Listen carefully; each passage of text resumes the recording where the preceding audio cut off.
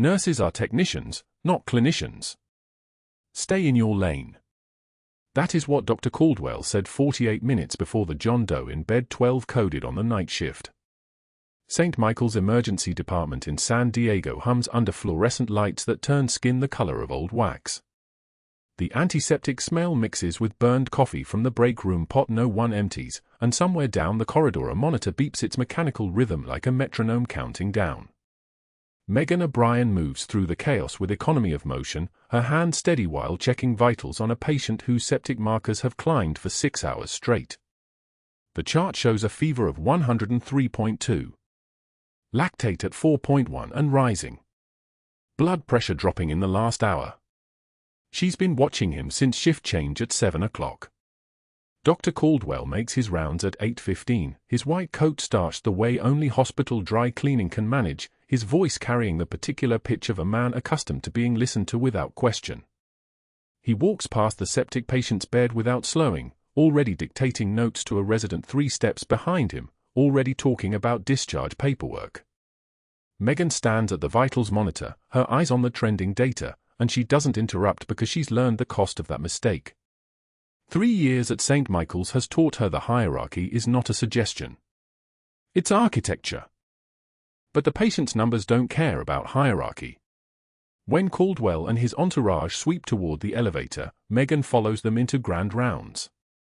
The amphitheater fills with third-year residents and med students, 40 faces tiered upward like an operating theater, notebooks open, pens poised, the whole room holding the kind of quiet that precedes a performance. Caldwell sits center stage, the morning sun through the high windows making his silver hair look like brushed steel, and he begins reviewing cases. The septic patient comes up on the overhead screen, vitals, blood work, imaging. We're discharging this one, Caldwell says, not looking at the chart. Infection responding to antibiotics. Home care. Follow-up outpatient. Megan raises her hand. Not her voice. Not yet. Caldwell nods, the gesture of a teacher acknowledging a student who has asked to use the bathroom. The lactate is still elevated, she says. Her voice is steady. She has practiced steadiness the way other people practice smiling. His blood pressure's trending down. I think we should consider septic shock protocol, at least overnight observation. The room doesn't change. The room does change. The shift is subtle, a tightening of posture, a slight turn of heads toward her, the particular attention that comes when someone has broken an unspoken rule. Caldwell sets his pen down with the precision of a surgeon placing instruments. His smile is thin as a scalpel edge. Interesting, he says. Class, what we're observing here is a classic example of nursing overreach. The nurse sees data and interprets it as medical assessment. That's not her function. He gestures toward her the way a lecturer might gesture toward a teaching specimen. Nursing provides care within established parameters. Assessment is a clinician's role. Do you see the distinction? The residents scribble notes. One of them whispers something to the student next to him, and a smile pulls at the corner of his mouth. The patient meets discharge criteria, Caldwell continues, not taking his eyes off his audience. Vital sign trends are monitored. If something changes, the patient presents to the ED. The system works. He picks his pen back up. Next case. Megan stands there for 2 seconds that feel like an hour. Then she turns and walks out of the amphitheater, her shoes clicking against the tile in a rhythm that sounds like applause in a room that isn't clapping. The fluorescent lights hum above her. Someone laughs softly behind the closing doors. She doesn't look back. The afternoon settles into the kind of slow afternoon that precedes the night shift, the ED holding its breath before the chaos. Megan restocks sutures in the supply closet, her hands moving on their own. This is work she can do without thinking, which is exactly what she needs. The shelves are cold stainless steel, and she organizes them by size and gauge, each box in its place, everything in order the way the world is not in order. At 4 o'clock, 2 of the residents she saw in the amphitheater appear at the vending machine in the break room. Megan is pouring coffee that tastes like burnt aluminum, and she hears them before they see her. "Doctor, I really think we should reconsider," one of them says, pitching his voice up, turning it into something between a question and a plea. The other one laughs. They're both young enough that they haven't learned the price of mockery yet, both confident enough that they think it costs nothing. Dr. Caldwell stands 10 feet away, near the refrigerator, arms crossed, watching with the expression of a man who has sanctioned this performance. His smile is thin. Megan collects her coffee and walks past them without stopping, without acknowledging them, without the smallest shift in her breathing. Her hands don't tremble.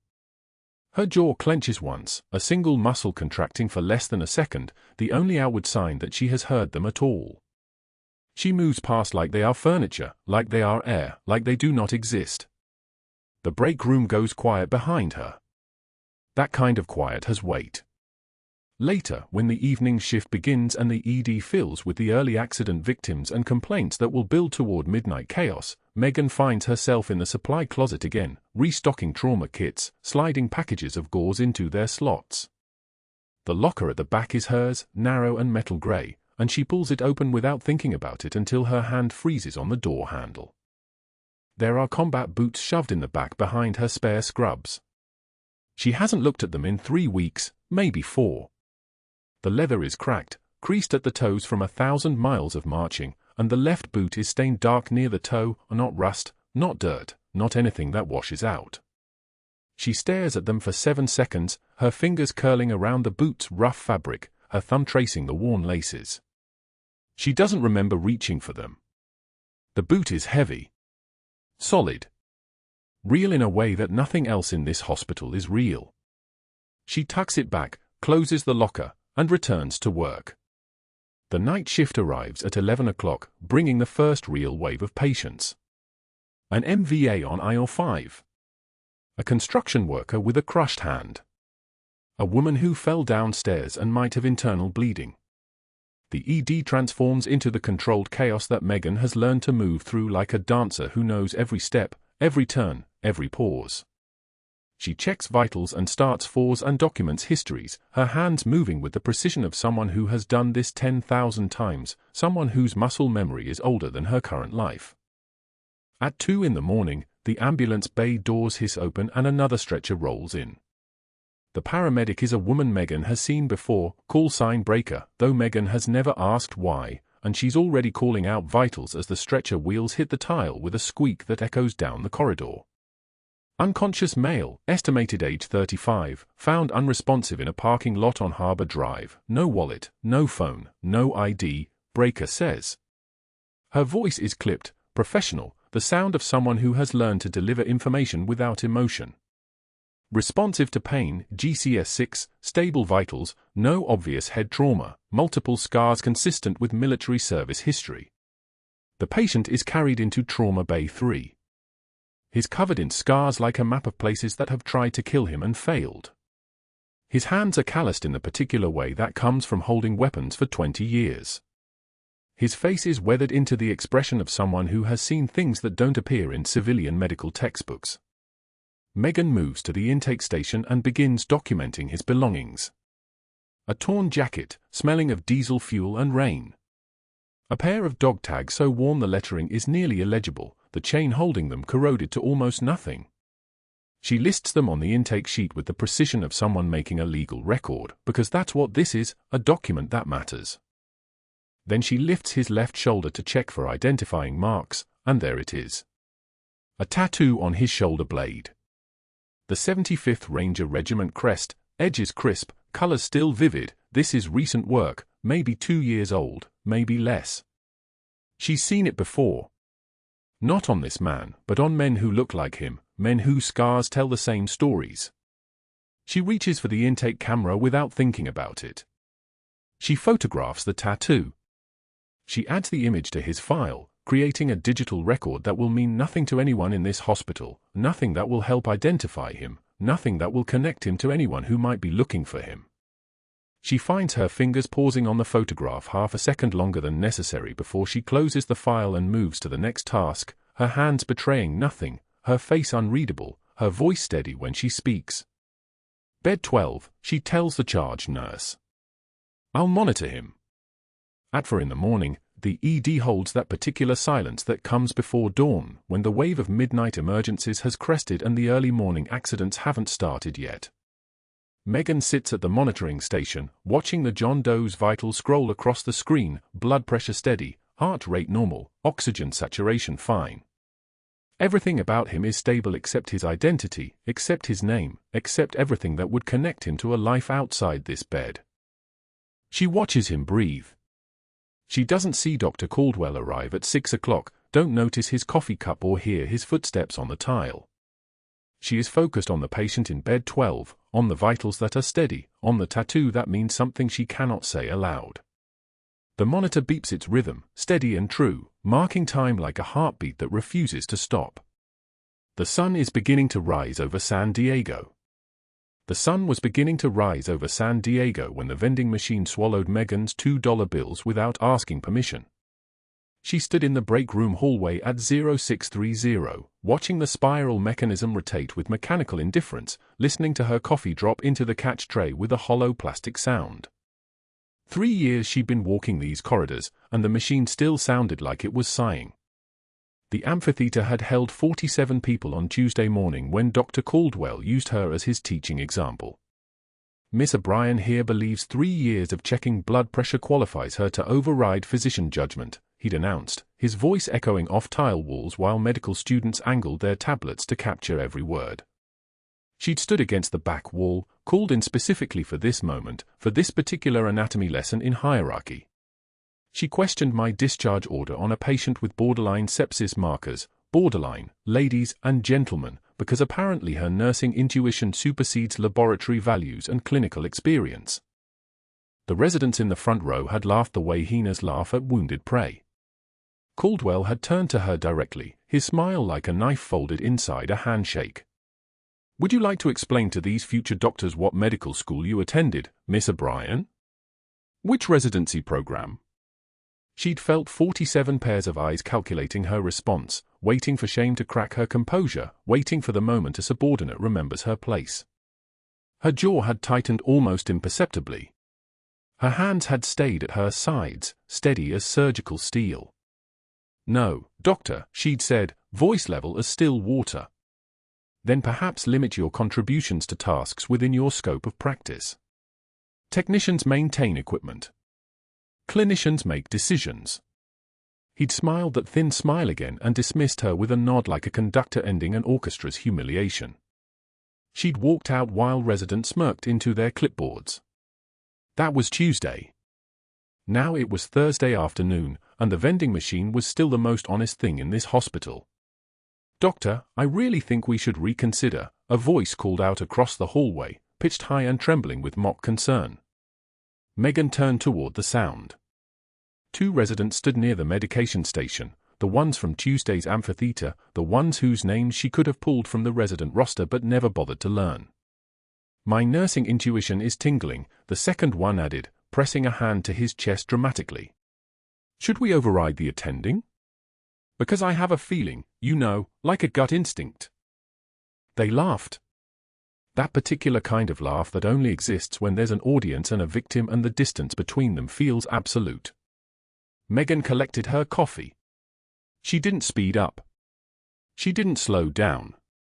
She walked past them the way wind passes through an open window, present but unremarkable, refusing to acknowledge that they existed. Their laughter died somewhere near her shoulder. She kept walking. What they didn't see was Caldwell standing near the nurse's station, arms crossed, watching the scene unfold like a director observing his own masterpiece. His smile was thin and precise. He'd said nothing. He didn't need to. The silence he allowed was louder than any command he could give. Permission, rendered in the absence of restraint. Megan reached the supply closet at 1800 and began restocking sutures with the mechanical precision of someone whose hands had learned to function independently of the mind occupying the same body. Absorbable 4.0, non-absorbable 5.0, subcutaneous closures, skin approximation materials. Each box found its place like a soldier returning to formation. Her fingers moved. Her breathing stayed even. At minute 6, Her hands paused on a shelf in the back corner, beneath the old bandage boxes, where she'd stored them 3 years ago like artifacts from a civilization that no longer existed. Combat boots. Her boots. The left one still stained dark near the toe, the leather creased in places no new boot should ever crease, laces worn thin from hands that had tied them 10,000 times in darkness. The smell hit first, gun oil and dust and something like copper that never fully washed out, that lived in the fibers like a memory refused. She stared at them for 40 seconds. Breathing unchanged. Heart rate steady. The trembling wasn't fear. It was restraint. 18 years she'd spent learning to hold herself together, to walk through the world wearing a face that matched the name she'd borrowed, the life she'd been assigned to live. Master Chief Petty Officer Megan O'Brien. Marja, 2010. 14 hours in a collapsed building in Helmand Province with 11 rangers and 4 walls that refused to fail because she refused to let them. The stitch pattern she'd used on their wounds, subcuticular running stitch, taught to her by a field surgeon who'd died before she could thank him, passed along because knowledge survives longer than people do. She closed the locker. Her hands went back to work. Sutures. Bandages. For supplies. The quiet arithmetic of a life nobody asked questions about. Miss O'Brien? Security guard Miller appeared in the doorway Friday morning, professional and apologetic. Dr. Caldwell would like to review your personnel file. Just routine. Nothing to worry about. She'd heard that tone before. Not in this hospital. Not in 3 years. But she'd heard it in other places, in other contexts, when power was preparing to consolidate itself and the target was still naive enough to think procedure mattered. His college roommate sat on the hospital board. The message was written in Miller's apologetic smile, in the way he wouldn't quite meet her eyes. Of course, Megan said. Then it was Friday at 0412, and the night shift monitor screamed across the ICU like something had torn open in the darkness. The John Doe in bed 12 was coding. His pressure was dropping. His heart was drowning in its own fluid, pericardial effusion, blood compressing the chambers, suffocating the ventricles. Cardiac tamponade. The diagnosis that meant minutes. The night resident fumbled with the ultrasound probe, his hands trembling as he tried to visualize the pericardial space, tried to find the landmarks that would tell him where to put the needle. Tried and failed while the monitor screamed. Get the attending, he shouted, his voice higher than it had any right to be. Get someone. Now. Muscle memory took over. Not the kind that comes from 3 years of hospital work. The kind that comes from 18 years before that, from a building in Marja where there was no attending and no backup and 11 men whose breathing depended on hands that knew exactly what to do because hands never forget. Megan moved toward the crash cart without decision, without thought, without the courtesy of hesitation. She grabbed the needle kit. She positioned the John Doe with the precision of someone who'd done this in worse light, with worse equipment, with worse odds. Xiphoid process. Subxiphoid angle. 45 degrees. Her fingers found what her eyes couldn't see clearly, the landmarks carved into body geography, universal as latitude and longitude. The needle went in. The motion was smooth. The insertion was completed in 47 seconds from alarm to aspiration. Blood filled the syringe. Fluid released. The monitor's alarms went silent as pressure equalized and the heart remembered how to beat on its own. Systolic pressure climbed. Oxygen saturation began to recover. The room went still the way rooms go still after a door opens that everyone thought was locked. The night resident stared at her, mouth open, no words mapping the distance between what he'd just witnessed and what he thought he'd known about the way procedures worked in hospitals where there were protocols and hierarchies and structures. Megan continued charting. Her handwriting was steady. Her notation was clinical. Procedure performed, timestamp, materials used, patient response. Documentation that matched the evidence. She didn't explain. She didn't apologize. She didn't acknowledge that she'd crossed a line that nurses weren't supposed to cross, that she performed work that belonged to someone with credentials that hung on a wall somewhere. But that wasn't the worst part. Marcus Webb watched from bed 14 with grey eyes that had seen things. Grizzled VA transfer waiting for a hip replacement, beard like steel wool, the kind of patient who'd served long enough to recognize service in others. His eyes tracked the angle of her needle insertion. His mind catalogued the stitch pattern she'd used to secure the catheter, the subcuticular running stitch, the exact methodology that belonged to a specific moment in a specific place. "That's a Marja stitch pattern," he said quietly, more to himself than anyone else. His voice carried the weight of 18 years gone by, of memory that wouldn't release. "I'd know it anywhere. Only saw it once, siege in 2010, Helmand Province, medic kept 11 of us breathing in a collapsed building. Nobody else used that pattern. Nobody else survived Marja to teach it." Megan's hands paused for half a heartbeat over the chart. Then they resumed. Charting. Recording. Documenting the unburdening of a procedure that had never been authorized, performed by someone who shouldn't have known what she knew. She didn't look at Webb. She didn't acknowledge the words. But when she walked past his bed toward the supply closet, her left hand touched her pocket where a photograph lived, printed on hospital paper, taken by her phone camera at 0420, showing the John Doe's shoulder clearly. The tattoo. The 75th Ranger Regiment crest, the insignia of the unit she'd served with, carried by people she'd bled with, worn by men she was no longer permitted to remember. Webb saw the recognition in that single gesture. The way her hand moved. The way her fingers lingered on whatever she carried. He'd been a ranger once. He knew the look of someone for whom the past still answered to the present tense. Dr. Caldwell arrived at 0424, his BMW still cooling in the physician parking spot, the hospital badge clipped to his white coat like a surgeon's approval of himself. He saw the procedure tray beside the John Doe's bed, the needle kit, the sterile field kit, the drainage material. The evidence. His face went cold in the way that faces go cold when power discovers it's been interrupted by someone it hadn't authorized to interrupt. Who performed this pericardiocentesis? His voice moved through the room like winter. The night resident looked at Megan. Caldwell's jaw tightened. His breathing changed. "My office. Now. Both of you."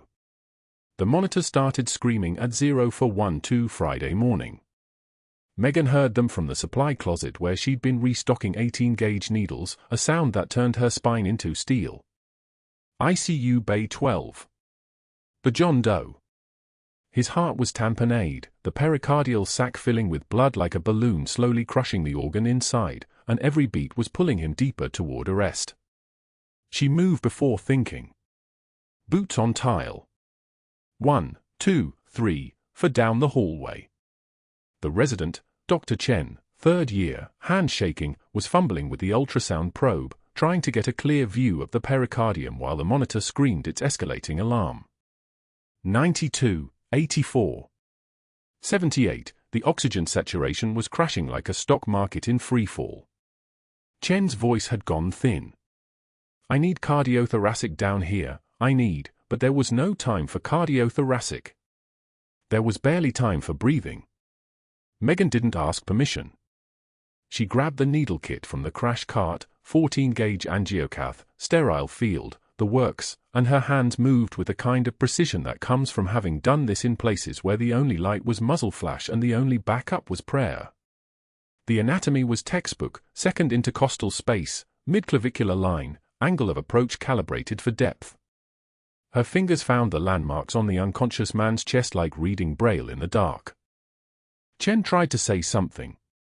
She didn't hear him. The needle went in. 47 seconds. She could have timed it with her heartbeat. The syringe filled with dark blood, not the arterial bright red, but the venous black of backup and stagnation, and as the pressure released, the monitor's alarm found its rhythm again. 88, 91. 94, the oxygen climbing like a rescued climber reaching solid ground. Sinus rhythm. Clean and steady.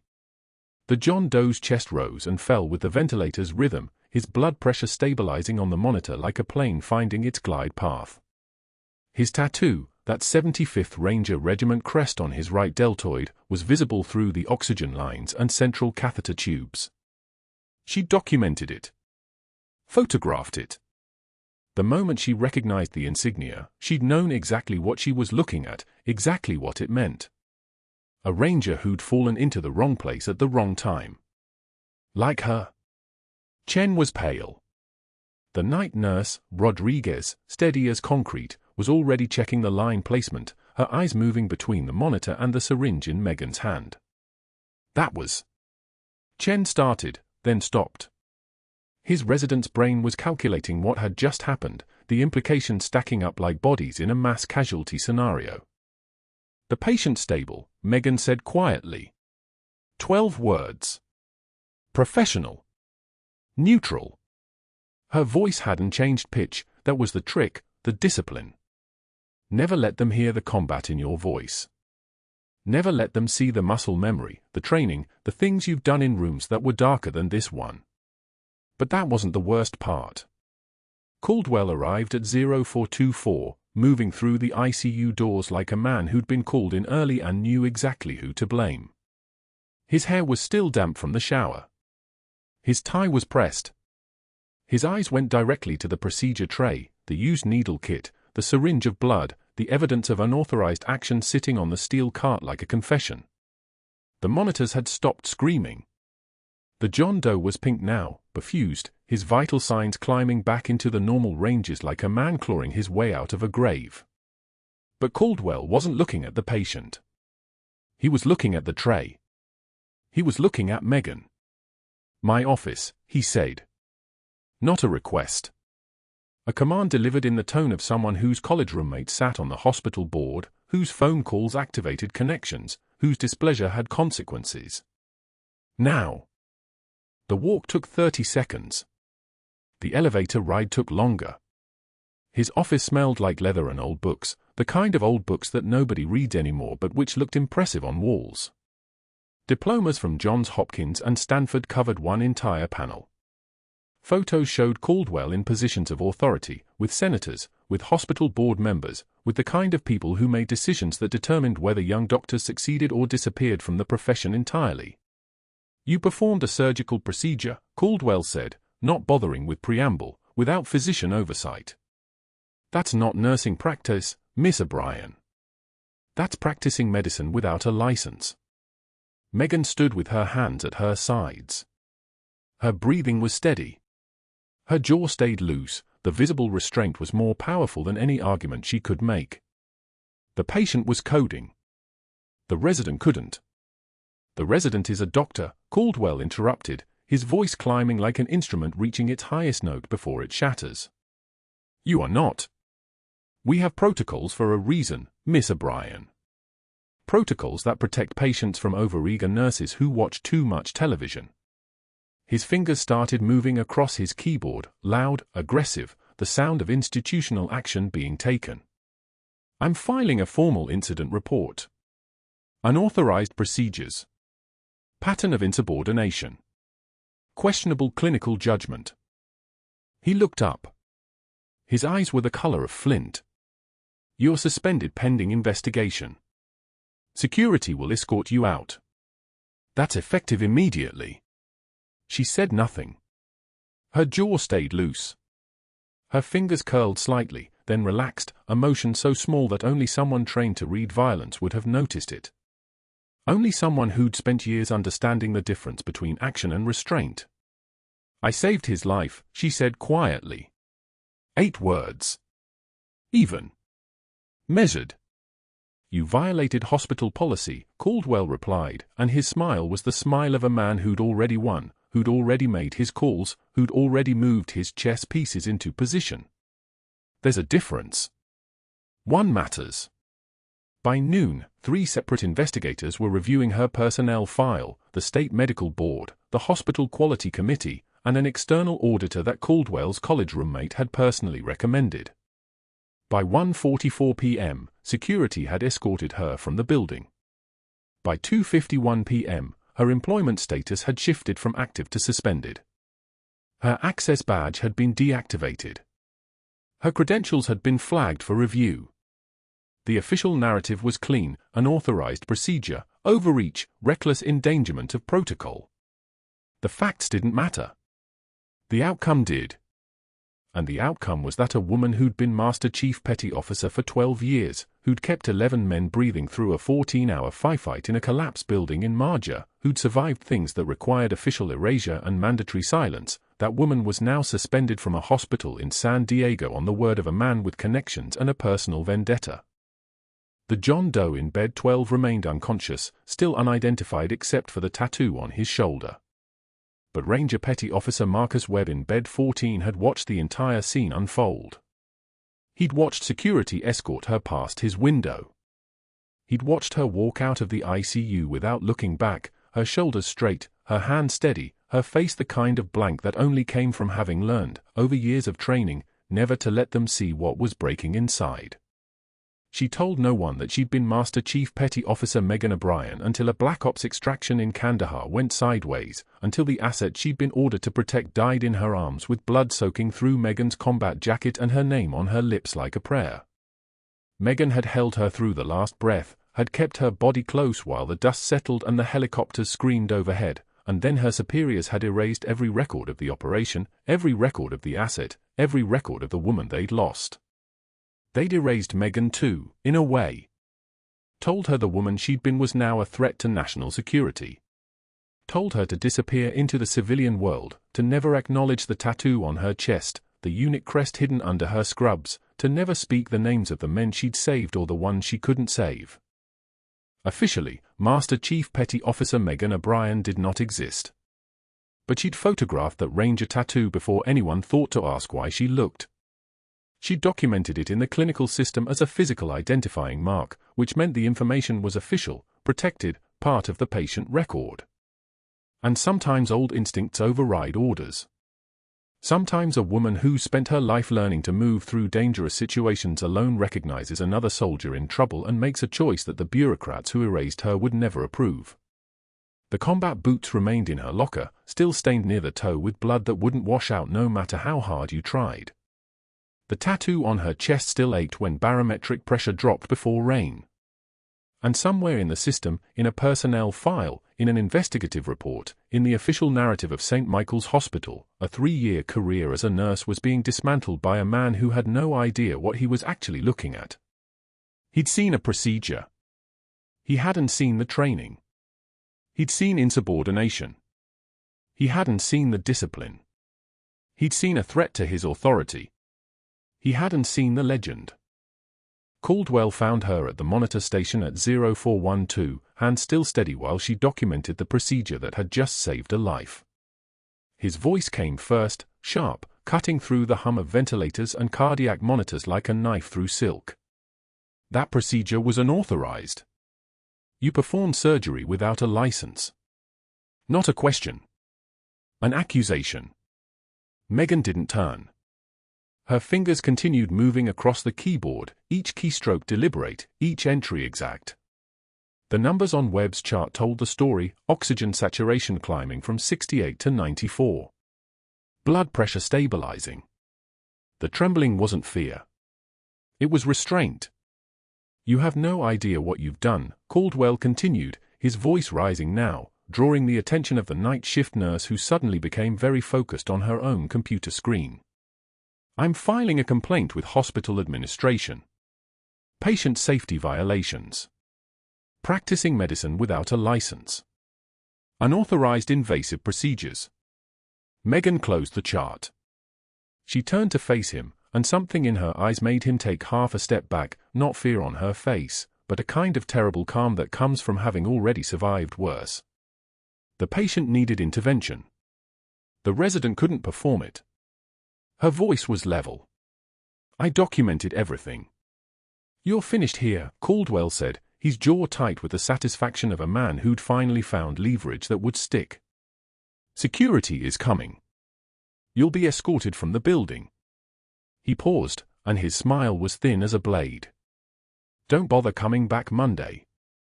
The security guard arrived at 0435 Miller, the same one who'd watched the vending machine incident 3 weeks ago without intervening. He wouldn't meet her eyes as he walked her toward the exit. By sunrise on Saturday, she was sitting in HR across from a woman named Patricia Chen who slid a termination letter across the desk like it weighed 1,000 pounds. Dr. Caldwell filed formal complaints this morning, Patricia said, her voice careful and bureaucratic, the sound of someone following a script she hadn't written. We've initiated an investigation into your conduct. He cited a pattern of insubordination, unauthorized medical procedures, and a failure to operate within the proper scope of nursing practice. Megan read the letter while Patricia talked. The words blurred together: immediate termination, patient safety, licensure violations, effective immediately. Her 3 years at St. Michael's compressed into a single page of corporate language. He's already spoken to the board, Patricia continued quietly. His college roommate sits on the oversight committee. We have 3 separate investigators reviewing your personnel file as of noon today. Patricia slid a manila envelope across the desk. Your severance package. 2 weeks of pay, contingent on signing the NDA. Your badge access is being revoked in the next hour. Your employee email will be deactivated. Megan didn't sign. She didn't speak. She stood, picked up the envelope, and walked out while Patricia called after her, "We'll need that signed within 48 hours. The certified mail arrived at 0600 Saturday morning, the termination letter, official now, notarized and stamped by legal. She opened it sitting at her kitchen table in scrub still stained with Webb's blood near the cuff. She read it twice. The coffee she'd made grew cold while she stared at the words, waiting to feel something: anger, fear, the bone-deep injustice of it. But there was only the familiar numbness that had come back from Kandahar with her, the kind of emptiness that made everything feel distant and unreal. By 0300 Sunday morning, she was sitting in a corner booth at Denny's off the I-5, the only customer besides a trucker 3 tables over nursing black coffee and a slice of pie. The fluorescent lights hummed their mechanical song. Her own coffee had gone cold an hour ago. She stared at her reflection in the black window, dark eyes, dark hair pulled back, the face of a woman who was supposed to be dead. The termination letter was folded in her scrubs pocket next to a photo she'd taken of the John Doe's tattoo before anyone thought to ask why she'd looked. The 75th Ranger Regiment crest. She knew that symbol the way some people knew their own heartbeat. She'd seen it on men's shoulders in Marja while dust fell like snow and the building shook with impacts.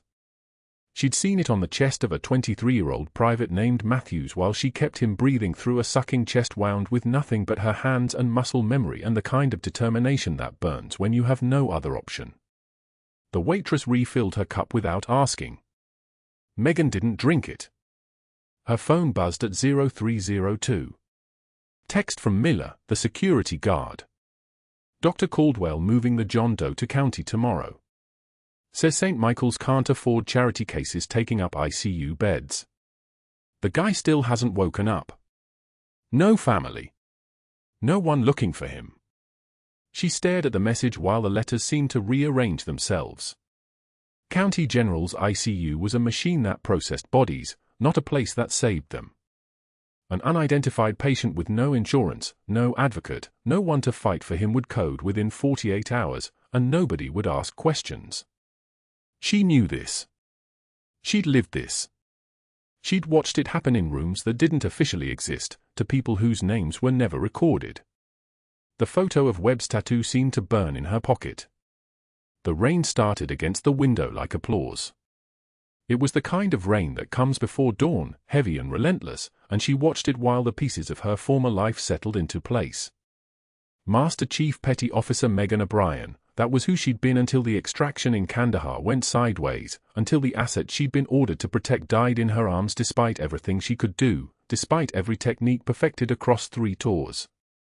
The woman's name was classified. Her operation was classified. The fact that she'd died there was classified.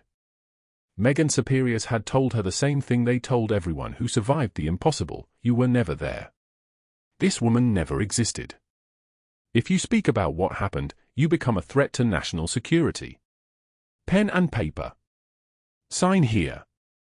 The woman in her arms had whispered something in Dari before the bleeding wouldn't stop. Megan never did translate it, had trained herself not to think about what it might have meant. That was 3 years ago. Then came the discharge, the severance, the mandatory reassignment to civilian life with a new social security number and standing orders to forget everything she'd been trained to do. She'd become Megan O'Brien, RN, and for 36 months she'd watched Dr. Caldwell condescend to her, mock her, diminish her, because she'd let him. Because she'd accepted that the woman in combat boots was supposed to stay dead. The photo of the Ranger tattoo burned hotter in her pocket. At 0500, she made a decision that would cost her everything or change nothing, because the calculus had become very simple, she had nothing left to lose. She used her old badge, not yet deactivated in the system, the security office always slow with tech, to enter St. Michael's through the emergency bay. Moved through the back corridors of the hospital in darkness, past the main desk, past anyone who might stop her. The ICU was quiet at that hour. Webb was awake in bed 14, eyes tracking when she entered. He didn't speak. Neither did she. She checked his vitals, documented the anomalies in his chart, a subtle arrhythmia, a medication interaction that would require physician review before any transfer. If Caldwell tried to move him to county, he'd be forced to address these findings first. It would buy time. It might buy Webb his life. She was finishing the documentation at 0652 when Caldwell arrived, already furious about something, probably the CEO asking questions, probably the board member having second thoughts about his vendetta. His face went purple when he saw her at the monitor station. "You're trespassing. I'm calling the police. You're terminated. You have no authority to be here." His voice cracked on the last word, not rage, but desperation, the sound of a man watching his authority slip like water through his fingers. Megan closed the chart. She looked at him the way a sniper looks at a target, the kind of gaze that comes from having already decided what was necessary. Her voice, when she spoke, had dropped an octave. Patient required intervention. Not a request. Not an apology. A statement of fact delivered by someone who'd given orders in languages he'd never heard, in rooms where people died when you hesitated. His phone was already in his hand, trembling slightly. Security. Now. But he was already defeated, and he knew it. She could see it in the way his hand shook. Something in this woman had changed. Something in her eyes had shifted from accommodating to absolutely certain, and in that certainty was the promise of consequences. She walked past him toward the exit, and his voice followed her down the corridor like a child's voice, suddenly small. "I'll destroy you. I'll call the state board. I'll have your license revoked." She didn't turn around. She didn't slow down. She simply moved, steady, purposeful, the kind of movement that belongs to people who've already made their peace with falling. Behind her, Dr. Caldwell stood in an empty ICU corridor at dawn, still holding his phone, finally understanding that he'd picked a fight with someone who had nothing left to lose and everything left to prove. The rotor wash hit first. A percussion that shook the windows on the east side of St. Michael's, plastic chairs from the waiting area tumbling across the parking lot like tumbleweeds, the sound of a UH-60M Black Hawk announcing itself with the fury of a military machine that did not ask permission. 1700 hours. Monday. The bird descended through San Diego's marine layer with the precision of something that had landed in contested territory 1,000 times before, rotors still spinning at full RPM when the wheels touched asphalt, and security guards who'd worked the ER entrance for years suddenly understood that whatever was happening in that hospital at this moment had just become someone else's jurisdiction.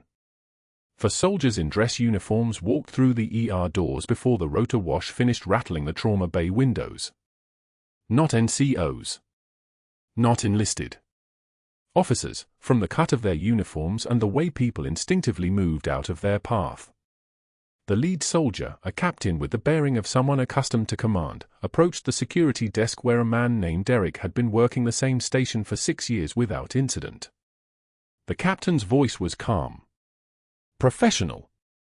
The kind of calm that comes from having already made difficult decisions.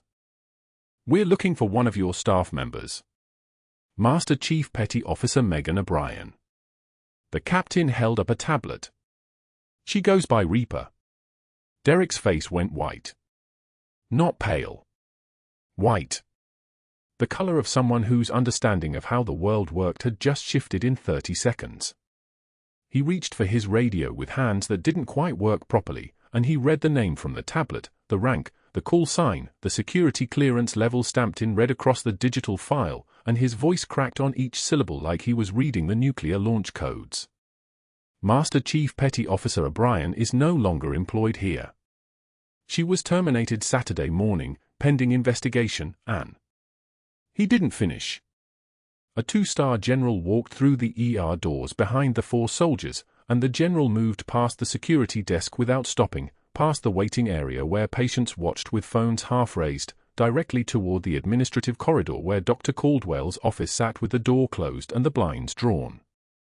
The general didn't knock. He opened the door. Dr. Caldwell was sitting at his desk, drafting a press release about maintaining the highest clinical standards in a competitive medical environment, words that would spin his termination of a hero as a bureaucratic necessity. The general closed the door behind him, locked it, and opened the classified file that contained information Caldwell did not have clearance to receive, much less understand. 3 Navy Crosses, the general said, his voice like gravel in a tumbler. He held the tablet so Caldwell could see the first medal citation. The room smelled of leather and decisiveness and the particular scent of institutional power being wielded by someone who answered to people Caldwell could not even imagine. 2 Bronze Stars. A silver star for Valor Under Fire. And a Purple Heart. Twice. Caldwell's hands began to move toward the phone on his desk, a gesture so reflexive it was almost pathetic. "Don't," the general said. A single word. It wasn't a request. The general continued reading, and each medal seemed to land heavier than the last, settling on Caldwell like stone. Staff Sergeant Marcus Webb was captured outside Marja in 2009. Your Master Chief Petty Officer was the sole medic to survive the siege. 14 hours in a collapse building. No resupply. No medevac possible. She kept 11 men breathing when the temperature dropped to 42 degrees and 2 of them were losing consciousness from blood loss she couldn't stop. She applied a Reboa catheter on her own soldier at 0247 hours with a penlight and a prayer, and that soldier lived. They all live because of what she did in that darkness. Caldwell's jaw had locked. His fingers were pressing into the leather of his desk chair, and his eyes had moved from the tablet to the general's face, searching for some context that would make sense of the man now occupying his office. You investigated her for practicing medicine without a license. For insubordination.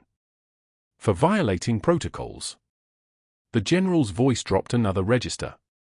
You terminated her career to protect your own reputation when you discovered she had performed an emergency pericardiocentesis that kept a ranger alive long enough to get to definitive care. The same pericardiocentesis you would have ordered 3 hours later if your resident hadn't frozen. The same patient lying in your trauma bay downstairs, still intubated, still alive because she didn't hesitate. The general walked toward the door, then turned back. Pack your personal items. You're suspended pending review by the State Medical Board, the hospital's ethics committee, and a federal investigator who's currently reviewing your operative records. You violated Section 2231 of the California Medical Practice Act. You also violated your oath. We'll let the lawyers sort out which crime matters first. He left. Caldwell sat alone in his office, his hands shaking on his desk, listening to his entire career collapse in real time. Downstairs, the moment landed like a detonation. Staff Sergeant Marcus Webb was wheeled down from the ICU, still intubated, the ventilator hissing with each mechanical breath, the feeding tube taped at his mouth, the bandages around his chest marking where the fluid had drained from his heart cavity. The soldiers parted to let the stretcher pass, and Webb's eyes, conscious now, alive now, tracked to where Megan stood in her civilian clothes, no ID badge, no position, no title except for the one that mattered. His right hand lifted from the stretcher rail. Trembling slightly, not from fear but from the simple fact of being alive after 14 hours in a collapse building in Kandahar. His fingers tapped against his chest twice. The Ranger signal. IOU. The acknowledgement that transcended language and regulation and every institutional power structure that had tried to erase her. The room went dead silent. 10 full seconds of silence that felt like the entire hospital was holding its breath, like the building itself understood what was happening. The soldiers watched it. The nurses watched it. Even the doctor who'd ordered Webb's initial resuscitation watched it, understanding now that he'd been working alongside someone whose competence came from a depth of experience he would never possess. The investigation Caldwell had launched, the one meant to destroy her, unraveled his own career with bureaucratic precision. External auditors arrived Tuesday morning. They looked at the surgical outcomes he'd reported to the state versus the actual patient records documented by nursing staff. 3 cases where complications were documented meticulously in the nurse's notes. 3 cases where his operative summary simply omitted them. Omission wasn't lying, technically. It was worse. It was erasure. Then they found the financial records. Meridian Pharmaceuticals had paid him $93,000 over 2 years in consulting fees that corresponded exactly with his prescription patterns for their cardiac medications. He prescribed them at twice the rate of other cardiologists. Patients who didn't need them. Patients who experienced complications from medications their conditions didn't require. His colleague roommate on the hospital board tried to bury it, made calls, pulled strings, but the general had already made calls to people who outranked hospital administrators. People who worked in federal systems where conflicts of interest were treated as the institutional disease they were. By Wednesday, the state medical board had filed formal charges. By Thursday morning, his wife's attorney served papers. His legal counsel suggested full cooperation. His colleagues stopped returning his calls, the same courtesy he'd never extended to Megan, the same casual cruelty he perfected through 6 years of unchecked authority.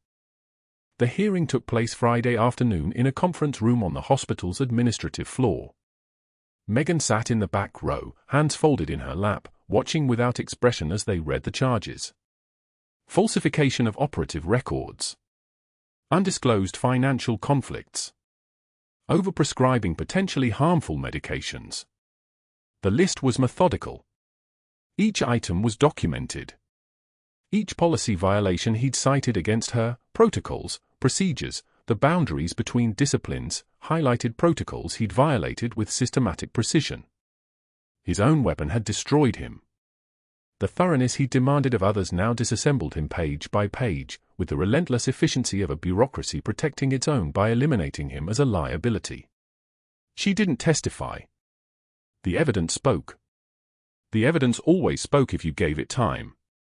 Caldwell walked out of the conference room at 16:16 on Friday, carrying a cardboard box containing the personal items from 6 years of authority. His face had the grey quality of someone who'd suddenly understood that power is temporary and that humiliation is eternal. His hands trembled slightly as he walked past Megan's chair. He didn't look at her. Couldn't. The shame was too absolute, too complete, the knowledge that she'd never needed to speak a word because his own actions had screamed the truth so much louder than anything she could have said. The hospital offered Megan her job back with the kind of apology that comes too late but is offered anyway. A formal apology. A raise. A promise to review procedures for recognizing staff qualifications that had been hidden in plain sight for 3 years. She declined.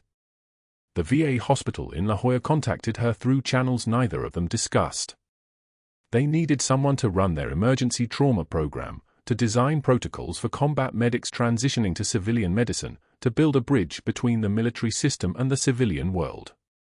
She accepted the position before the hospital had finished drafting their offer letter. 6 months later, Megan walked past a strip mall in El Cajon on her way to get coffee before her shift at the VA. The banner hung over a folding table on the sidewalk, slightly faded from the San Diego sun, affordable life insurance, free quotes. Dr. Caldwell sat behind it, arranging brochures in neat rows, the precise gesture he used to use in surgery now applied to insurance pamphlets in a strip mall next to a dry cleaner and a cellular phone shop. He wore a polo shirt with a company logo embroidered over the heart where his hospital credentials used to sit. No one stopped. A teenager scrolled past on her phone without looking up. An older woman walking a rescued dog gave the table a wide berth. A young man in a delivery uniform glanced at the banner and kept walking. Caldwell's hands continued arranging brochures, the same hands that had written operative summaries, that had held a scalpel, that had signed his own dismissal papers with a pen that shook so badly the signature was almost illegible. Megan slowed as she approached the table. Their eyes met for exactly 3 seconds.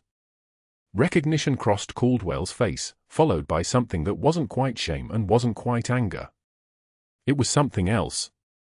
It was the understanding that she'd walked through the fire he'd lit and come out the other side, while he'd burned in it. She didn't smile. Didn't speak. Just kept walking toward the VA hospital 6 blocks away, where her office waited with her name on the door, not just a name, but a title that meant something in the way titles are supposed to mean something. Master Chief Petty Officer Megan O'Brien. Clinical Director, Emergency Trauma Services. Her boots were waiting in the locker. Still stained. Still worn. The leather had darkened with age and use, and she touched them before every shift the way some people touch photographs or prayer beads. The stain near the toe was still there, blood from Marja, from the 14-hour siege, from the moment when everything she'd been tried to disappear and couldn't. Her new team called her Chief. They knew her history because the General had made sure they understood it. They respected what she could do because they'd seen her do it, not just in procedures, but in how she moved through trauma with the absolute confidence of someone who'd already survived the worst. At staff meetings, she was quiet until it mattered, and when she spoke, her voice carried the weight of experience that no civilian training could provide. The mask had dropped completely. Master Chief Petty Officer O'Brien didn't ask for things anymore. She stated them. The emergency protocols were revised within a month. The incoming trauma surgeons were required to understand that the person in charge of triage was not just a nurse, but someone who'd kept soldiers alive under fire with nothing but field supplies and will. Staff Sergeant Webb recovered fully, returned to active duty, and sent her a photo of his unit with a handwritten note, "Reaper still saving Rangers." She kept the photo in her locker next to the boots. On the back, Webb had written a single line before his discharge, a line she read sometimes before shift, when she touched those old boots and prepared to walk into the ER. "True class is what you do when the lights go out." Caldwell was still arranging his brochures when she turned the corner and disappeared into the life she'd chosen instead of the one he'd tried to take from her. If this story resonates with you, if you've ever been underestimated by someone who didn't know your true value, please like this video, subscribe to the channel, and comment below. Tell us, have you ever worked with someone whose quiet competence masked a completely different story? We read every comment, and your story might be featured in our next video. Thank you for watching.